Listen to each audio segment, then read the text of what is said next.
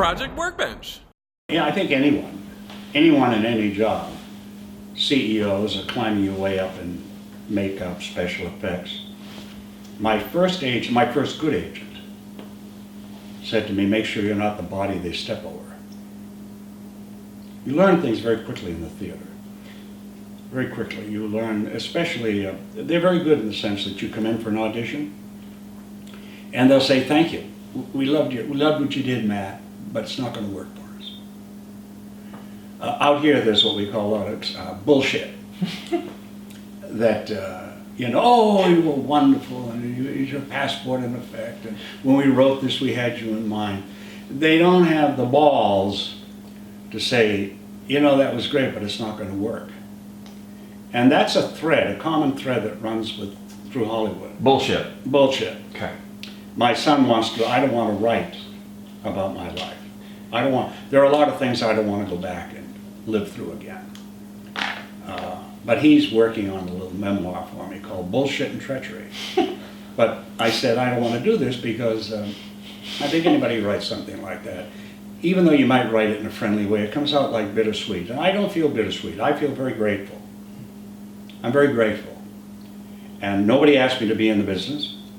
And I did whatever I had to do, work-wise, or part-time jobs or whatever, sometimes to a great sacrifice to my family, because my early work took me mostly out of town on bus and truck tours, where you're gone for 5 or 6 months and you get home on occasion. Wow. But you're still paying the rent, because you can't get a job in New York.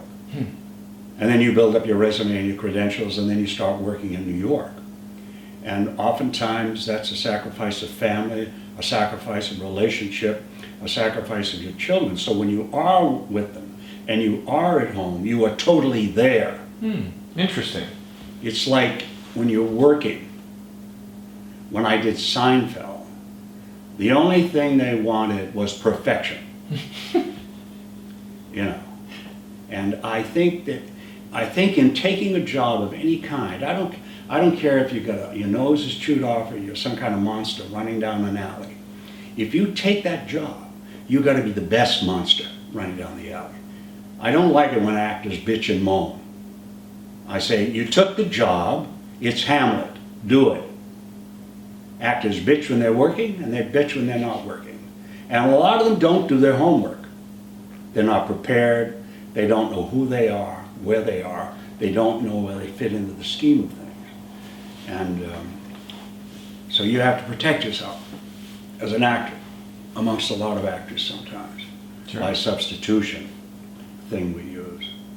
But I've been very fortunate, the people I've worked with, and the directors. I've done 42 features, and I was lucky that I'd done All the President's Men, China Syndrome, Onion Field, I Never Promised You a Rose Garden, stuff like that. Sure, amazing. And I learned from these people, and I met a lot of the actors, the leading actors at that time, because I had no great camera skills, who helped me. They helped me. Jack Lemmon, I can't tell you, well, he should. He's from Newton, Massachusetts, right outside of Boston. But Jack Lemmon was I've been very fortunate.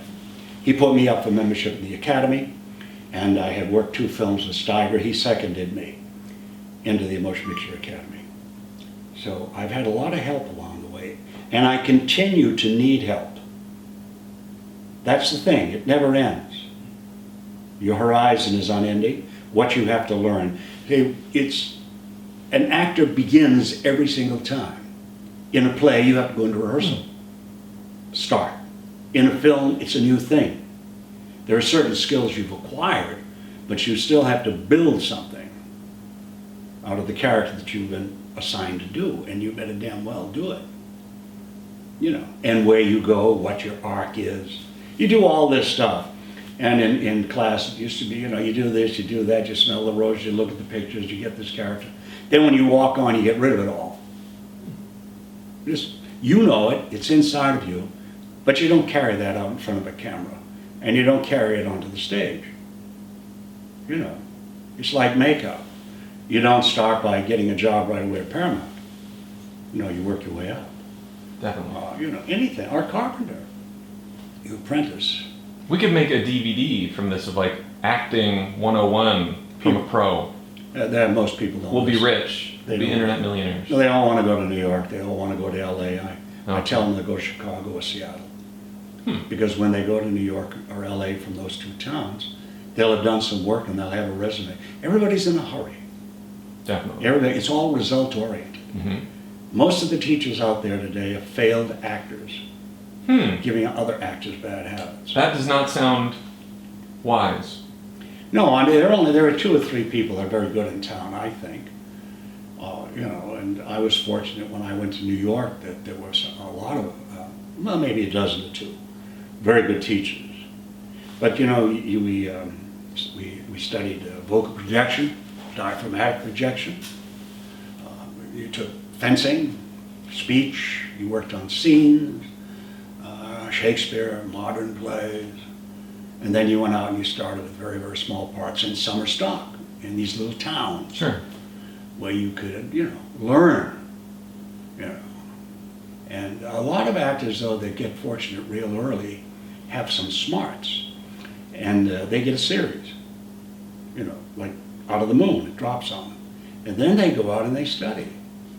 So when the series ends in 2 years or 5 years, whatever it is, they have skills as an actor because they have to escape the part they played, like Bill Shatner and Leonard Nimoy. Leonard's from my hometown of Boston.